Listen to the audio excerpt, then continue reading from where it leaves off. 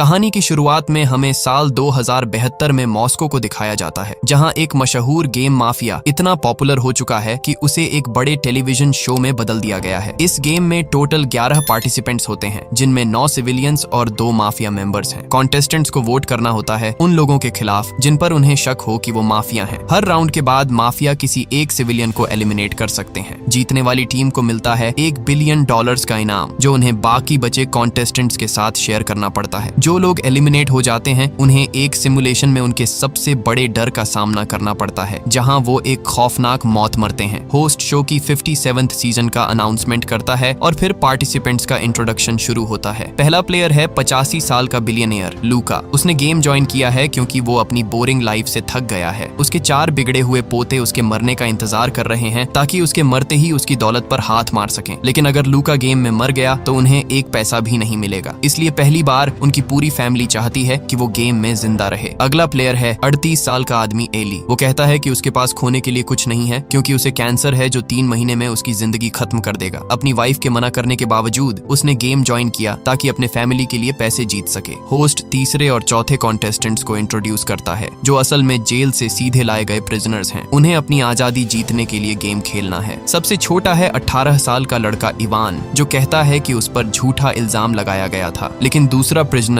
जिसका नाम बुचर है, वो उतना मासूम नहीं लगता। वो एक सख्त इंसान है जो उन लोगों से बदला लेना चाहता है जिन्होंने उसके साथ गलत किया। इंट्रोडक्शन के बाद कॉन्टेस्टेंट्स एक एक करके बोलते हैं कि वो इनोसेंट सिविलियंस हैं, माफिया नहीं। फिर होस्ट उन्हें पहला वोट देने के लिए 10 मिनट देता है। काउंटडाउन शुरू होता है और कॉन्टेस्टेंट्स के फैमिली मेंबर्स टीवी पर बेचैनी से सब देख रहे होते हैं। प्लेयर्स के बीच बहस शुरू हो जाती है तो एक औरत मैरी सबको कहती है कि टाइम जाया मत करो। वो एक आदमी कीरण के खिलाफ वोट करती है। एक और कॉन्टेस्टेंट पीटर उसकी बात से सहमत होता है। तब बूचर बोल पड़ता है कि उसने मैरी को पहले टीवी पर देखा है। वो सबको बताता है कि मैरी एक वक्त की मशहूर बैलेरिना डांसर थी, लेकिन एक रैनी नाइट के एक्सीडेंट ने उसकी जिंदगी बदल दी। उसके पैर खराब हो गए और वो दोबारा डांस नहीं कर सकी। इस वजह से उसकी फेम खत्म हो गई और वो एक प्रोस्थेटिक लेग अफोर्ड नहीं कर सकी। इसीलिए उसने ये गेम ज्वाइन किया है ताकि उस प्रोस्थेटिक लेग के लिए पैसे मिले। बूचर शक करता है कि पीटर और मैरी एक कपल हैं, लेकिन जल्दी ही सबको पता चलता है कि पीटर उसका बॉयफ्रेंड नहीं बल्कि एक ऑब्सेस्ड फैन है जो सिर्फ उसके लिए गेम में आया है। जब कॉन्टेस्टेंट्स को लगता है कि ये दोनों एक दूसरे को पहले से जानते हैं तो उन्हें शक होता है कि ये ही माफिया होंगे। पीटर सबको समझाने की कोशिश करता है कि ऐसा नहीं है, लेकिन कोई उसकी बात नहीं मानता और सब मैरी के खिलाफ वोट करने लगते हैं। इस पर मैरी गुस्सा हो जाती है और पीटर को दोष देती है कि उसने उसका पीछा करके सब कुछ बर्बाद कर दिया। पीटर उसे बचाने के लिए कहता है कि सब लोग उसके बदले उसके लिए वोट करें, लेकिन सारे कॉन्टेस्टेंट्स उसकी बात को इग्नोर कर देते हैं। आखिर में सब मिलकर मैरी को वोट आउट कर देते हैं, लेकिन होस्ट बताता है कि वो एक सिविलियन थी, माफिया नहीं। ये सुनकर सब लोग शॉक हो जाते हैं। कुछ पल बाद मैरी की चेयर धीरे धीरे एक काले गोल स्फीयर की तरफ बढ़ने लगती है, जो उसे पूरी तरह निगल जाता है। अगले ही मोमेंट मैरी एक सिमुलेशन में जागती है, एक तूफानी रात में। पता चलता है कि उसका सबसे बड़ा डर बारिश और बिजली का है, क्योंकि उसका एक्सीडेंट भी एक रैनी नाइट में हुआ था। वो डर के मारे रोती और चिल्लाती हुई जंगल के बीच भागती है। बचने के लिए वो एक क्लिफ से नीचे कूद जाती है, लेकिन हवा में ही उस पर बिजली गिर जाती है और वो एक दर्दनाक मौत मर जाती है। उसका जिस्म तुरंत राख बन जाता है और सब कॉन्टेस्टेंट्स और ऑडियंस डर के साथ उसे देखते रह जाते हैं। होस्ट निराश होकर कहता है कि सिर्फ इसलिए कि 2 लोग एक दूसरे को जानते हैं, इसका मतलब ये नहीं कि वो माफिया हैं। अब माफिया मेंबर्स की बारी आती है एक सिविलियन को एलिमिनेट करने की। कई ड्रोन प्लेयर्स के ऊपर से उड़ते हैं और अचानक सब जगह अंधेरा छा जाता है। जब लाइट वापस आती है, होस्ट अनाउंस करता है कि माफिया ने बुचर को एलिमिनेट करने का फैसला किया है। पीटर खुश होता है क्योंकि उसे लगता है मैरी की मौत का जिम्मेदार बुचर ही था, लेकिन बुचर गुस्से में सबको गालियां देने लगता है। फिर वो भी उसी काले स्फीयर में चला जाता है। फ्लैशबैक में दिखाया जाता है कि जब उसका इवैल्यूएशन हो रहा था तब उसने कहा था कि उसे किसी चीज से डर नहीं लगता, बस एक बात से वो बचना चाहता है कि वो बेवकूफ लोगों के बीच एक बेवकूफ मौत न मरे। वो कहता है, मैं मरूंगा तो लाइव ऑन इंस्टाग्राम मरूंगा, उन्हीं लोगों के बीच जो हर चीज पर कमेंट करते हैं। अब प्रेजेंट में बुचर एक फाइटिंग पिट में होता है जहाँ एक बड़ी भीड़ उसके लिए चीयर कर रही होती है। उस पर 2 लोग अटैक करते हैं, लेकिन बुचर लड़ना जानता है। वो उनसे टक्कर लेता है और उन्हें मार गिराता है, लेकिन हर बार जब वो उनको हराता है वो लोग दोबारा जिंदा हो जाते हैं और फिर से उस पर हमला कर देते हैं। कई मुश्किल राउंड्स के बाद बुचर फाइनली उन्हें परमानेंटली हरा देता है। उसके रियल लाइफ जेल के इनमेट्स उसकी जीत का सेलिब्रेशन करते हैं। सबको लगता है कि वो बच गया है, लेकिन जैसे ही वो पीछे हटता है उसका पैर एक आयरन बार से टकरा जाता है जो सीधा उसके सिर में घुस जाता है और वो एक बेवकूफ मौत ही मर जाता है। दूसरे राउंड में प्लेयर्स को फिर से वोट देने के लिए कहा जाता है, लेकिन इस बार उनके पास सिर्फ 8 मिनट होते हैं क्योंकि हर राउंड के साथ टाइम कम होता जा रहा है। तब एक आदमी जिसका नाम कॉन्स्टेंटाइन है बोलता है कि उसे पता है माफिया कौन है। होस्ट उसका बैकग्राउंड बताता है। उसके दिमाग में एक अजीब म्यूटेशन है जिसी से वो फ्यूचर देख सकता है। इसी वजह से वो बड़ी कंपनियों के लिए कंसल्टेंट रह चुका है और जंग के दौरान सरकार की भी मदद कर चुका है। लोग उसको ब्लैक मैसेंजर के नाम से बुलाते हैं। उसकी उसी खास एबिलिटी की वजह से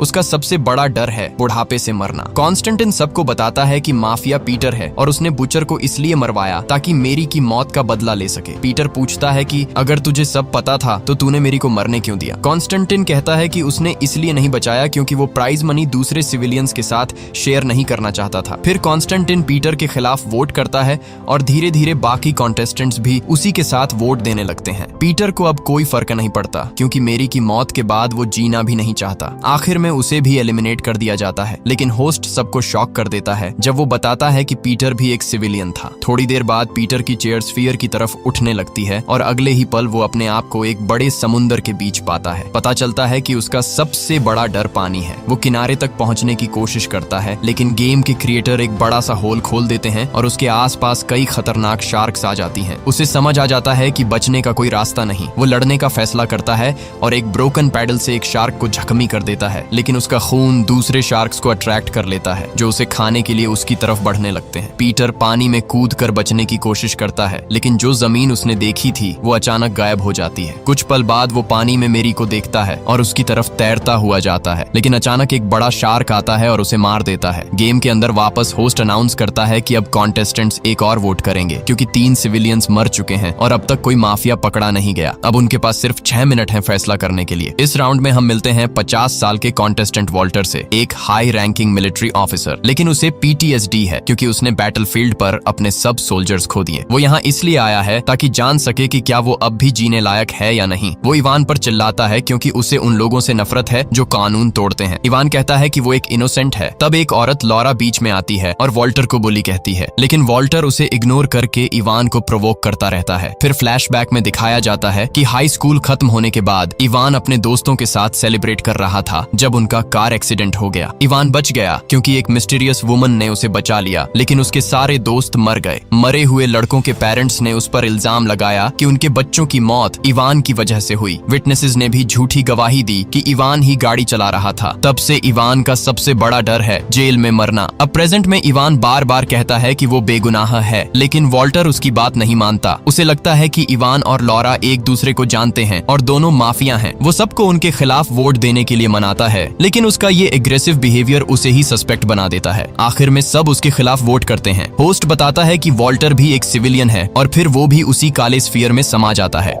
थोड़ी देर बाद वॉल्टर अपने सबसे बड़े नाइटमेयर में पहुंच जाता है बैटलफील्ड पर जहां उसके सोल्जर्स एक एक करके मर रहे होते हैं। वो पूरी कोशिश करता है अपने लोगों को बचाने की लेकिन सब उसके सामने गिरते जाते हैं और आखिर में सिर्फ वो अकेला बचता है। टूटा हुआ और गिल्ट से भरा वॉल्टर अपनी मौत एक्सेप्ट कर लेता है और अपने एनिमीज की तरफ बढ़ता है जो उसे ब्रूटली मार देते हैं। इसके साथ ही सेकंड राउंड खत्म हो जाता है और अब माफिया की बारी होती है किसी को एलिमिनेट करने की। फिर से सब जगह अंधेरा छा जाता है और जब लाइट वापस आती है तो होस्ट अनाउंस करता है कि माफिया ने लॉरा को एलिमिनेट करने के लिए चुना है। होस्ट उसका बैकग्राउंड बताता है कि एक वक्त था जब लॉरा एक खुश और प्यारी फैमिली के साथ जिंदगी जी रही थी लेकिन सब कुछ तब बर्बाद हो गया जब वो अल्कोहलिक बन गई। उसकी लापरवाही के चलते उसका बेटा भी मर गया। उसके बाद उसका हस्बैंड उसे छोड़कर चला गया और लॉरा ने 8 साल तक अपने घर से बाहर कदम नहीं रखा। आखिरकार जब वो एक रात अकेली बाहर निकली तो उसने एक एक्सीडेंट देखा जहां उसने एक जवान लड़के को बचाया जो और कोई नहीं बल्कि इवान ही था। लेकिन उस एक्सीडेंट में मरने वाले लड़के के पेरेंट्स ने लॉरा को पैसे देकर झूठी गवाही देने पर मजबूर किया। उसने कोर्ट में कहा कि इवान ही गाड़ी चला रहा था। प्रेजेंट में लॉरा रो कर इवान से माफी मांगती है कि उसने उसकी जिंदगी बर्बाद कर दी लेकिन इवान उसे माफ कर देता है। वो कहता है कि उसे खुशी है कि आज उसने सच दुनिया के सामने बोला और उसकी बेकसूरी साबित कर दी। होस्ट सरकास्टिक होकर कहता है कि किसी को फर्क नहीं पड़ता। कुछ पल बाद होस्ट अनाउंस करता है कि लॉरा भी एक सिविलियन थी। फिर उसकी चेयर उठती है और वो भी ब्लैक स्फीयर में चली जाती है। सिमुलेशन में लॉरा लॉरा अपने सबसे बड़े डर का सामना करती है, हाइट्स। वो एक एयरप्लेन के अंदर होती है जो तूफान की तरफ जा रहा होता है और उन बादलों के बीच अजीब टेंटिकल्स बनने लगते हैं जैसे वो जिंदा हों। हवा प्लेन को एक हरिकेन के अंदर खींच लेती है और प्लेन टूटकर बिखर जाता है। लॉरा चिल्लाते हुए मर जाती है। उसके जाने के बाद सिर्फ 6 प्लेयर्स बचे होते हैं और अब तक एक भी माफिया मेंबर एक्सपोज नहीं हुआ। अगले राउंड में प्लेयर्स को सिर्फ 4 मिनट दिए जाते हैं वोट करने के लिए, जिससे उनके बीच टेंशन और बढ़ जाती है। किएरन कहता है कि माफिया इवान है क्योंकि शायद उसे पहले से पता था कि लॉरा ने उसके खिलाफ झूठी गवाही दी थी, इसलिए माफिया ने उसे मारने के लिए चुना। लेकिन एक लड़की केट इससे असहमत होती है और कॉन्स्टेंटाइन के खिलाफ वोट करती है, ये कहकर कि उसने पहले पीटर पर झूठा इल्जाम लगाया था। सबको हैरानी होती है जब कॉन्स्टेंटाइन अपना बचाव नहीं करता। वो सिर्फ केट से कहता है, एक प्रोफेसी, जब तुझे कहीं और रास्ता न मिले तो ट्रायंगुलर शेप की तरफ जाना। वोटिंग शुरू होती है और कंटेस्टेंट्स के वोट्स डिवाइड हो जाते हैं, लेकिन सब तब शॉक हो जाते हैं जब वो देखते हैं कि कॉन्स्टेंटाइन ने खुद अपने ही खिलाफ वोट दिया है। गेम के इतिहास में पहली बार किसी ने खुद को वोट किया था। एलिमिनेट होने के बाद होस्ट अनाउंस करता है कि कॉन्स्टेंटाइन असल में माफिया था। ये सुनकर सब लोग एक साथ हैरान और सुकून महसूस करते हैं। थोड़ी देर बाद कॉन्स्टेंटाइन भी बाकी लोगों की तरह ब्लैक स्फेयर में खींच लिया जाता है। वहाँ वो अपने आप को एक लंबी स्टेयरकेस पर पाता है जहाँ एक आदमी उससे टकराता है और कहता है, हे ग्रैंडपा। ये सुनकर कॉन्स्टेंटाइन ऑफेंड हो जाता है। वो फिर एक मिरर में देखता है और शॉक हो जाता है जब वो अपने आप को तेजी से बूढ़ा होता हुआ देखता है। हर गुजरने वाले पल के साथ उसका जिस्म कमजोर पड़ता जाता है जब तक वो जमीन पर गिर नहीं जाता। लेकिन मरने से पहले कॉन्स्टेंटाइन अचानक हंसने लगता है और चिल्लाता है कि उसने अपने गेम का कोर्स बदल दिया। पता चलता है कि उसका डर बुढ़ापे में मरने का नहीं था, बल्कि ये उसकी सबसे बड़ी ख्वाहिश थी। फिर भी वो मर जाता है बिना असल बूढ़ा होने का एहसास किए। होस्ट उसकी बातें इग्नोर करता है और गेम को कंटिन्यू करता है। अब माफिया को किसी एक प्लेयर को एलिमिनेट करना होता है। फिर से सब जगह अंधेरा छा जाता है और जब लाइट्स वापस आती हैं तो होस्ट अनाउंस करता है कि चोजन प्लेयर इवान है। केट को उस जवान लड़के के लिए बुरा लगता है जिसके पास पूरी जिंदगी थी, लेकिन इवान खुश है कि मौत से पहले वो सबको और अपनी माँ को ये साबित कर पाया कि वो बेकसूर था। होस्ट बताता है कि इवान भी एक सिविलियन है। थोड़ी देर बाद वो भी ब्लैक स्फेयर में खींच लिया जाता है। सिमुलेशन में इवान अपने आप को जेल में पाता है जहाँ गार्ड्स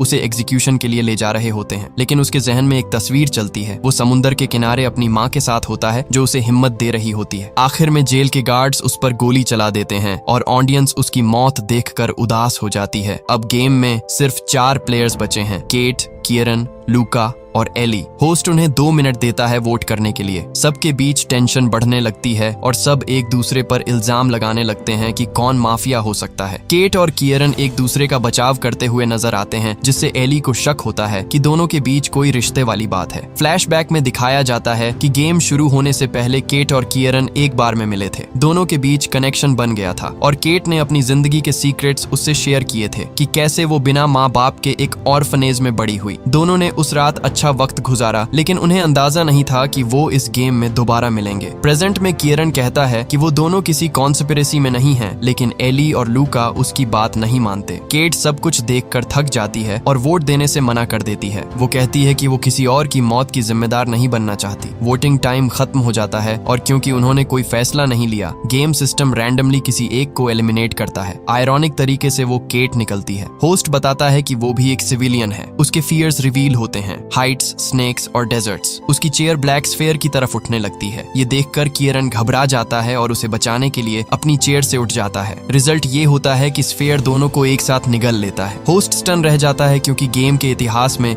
ऐसा पहली बार हुआ था। केट और किएरन दोनों एक अजीब जगह पहुंचते हैं जहां उनके नीचे सिर्फ एक ग्लास सरफेस होता है। किएरन उसे तसल्ली देता है कि वो डरे ना, लेकिन थोड़ी देर बाद फ्लोर क्रैक होने लगता है। दोनों भागकर बचने की कोशिश करते हैं, लेकिन मजबूरन उन्हें जंप करना पड़ता है और वो दोनों एक गहरी अंधेरी खाई में गिर जाते हैं। हैरानी की बात यह है कि वो जिंदा होते हैं, लेकिन अब वो दोनों एक बड़े सुनसान रेगिस्तान के बीच कहीं खो गए होते हैं। वो दोनों डेजर्ट से निकलने का रास्ता ढूंढने लगते हैं। तभी केट एक क्लिफ पर एक चमकता हुआ ट्रायंगल ऑफ लाइट देखती है और उसे कॉन्स्टेंटिन की बात याद आती है। दोनों समझते हैं कि शायद वही एग्जिट है और उसकी तरफ दौड़ पड़ते हैं, लेकिन अचानक केट का दूसरा फेयर सामने आ जाता है। कई बड़े सांप जो उनका पीछा करने लगते हैं। वो मुश्किल से उन सांपों से बच जाते हैं, पर अब और बुरा होता है। एक लावा लावा से बना हुआ बड़ा मॉन्स्टर उनकी तरफ क्रॉल रहा होता है। केट के फियर्स थोड़े अजीब लगते हैं, लेकिन फिर उन्हें समझ आता है कि अब वो सिर्फ केट के डर से नहीं बल्कि कियरन के फियर से भी लड़ रहे हैं। केट उससे पूछती है कि उसका सबसे बड़ा डर क्या है, तो कियरन कहता है तुझे खोना। वो उससे कहता है कि वो छुप जाए जब तक वो मॉन्स्टर का सामना करता है, लेकिन लड़ाई में वो बुरी तरह जख्मी हो जाता है। लड़ते हुए कियरन नोटिस करता है कि जब भी मॉन्स्टर उस लाइट ट्रायंगल के सामने आता है उसका जिस्म जलने लगता है। तब उसे समझ आता है कि वो क्रीचर लाइट से हर्ट होता है। फिर वो देखता है कि मॉन्स्टर के गले में भी